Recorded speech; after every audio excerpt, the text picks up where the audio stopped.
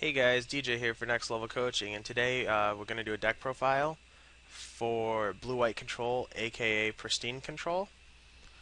And in the main deck, pretty standard, except for I've opted for more Gideons instead of any Elspeths, and one Jace Memory Adept to supplement my control matchup.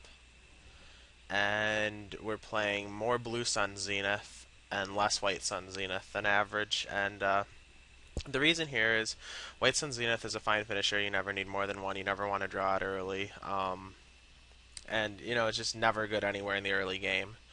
And White Sun Zenith also isn't very good against control. Like it's okay, but it's just a mana sink, and it'll get countered a lot, and you know it's not the best. But where it sucks against control, Blue Sun Zenith shines.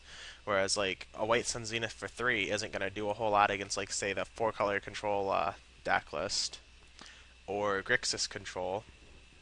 Drawing 3 cards with Blue Sun Zenith is going to make a world of difference in that matchup. Blue Sun Zenith is very powerful against control, so I've opted to be more my main deck to be more geared for against control than aggro. One Eleshnorn, one Karn instead of 2 Karn. I want the Eleshnorn for against the creature decks. It's just if you play it, it's pretty much game over against them. And Eleshnorn allows you to have an out to the new Valakut deck. Wolf Run Red and Wolf Run Green and Wolf Run White. And any deck that tries to kill you with Wolf Run and Inkmoth Nexus, Eleshnorn is very, very good against. Onto the sideboard. Sideboard, again, I would say is pretty much standard. The Mental Misstep is in there. It's for against basically illusions because they have so many 1-drops, and it's reasonable against mono red too.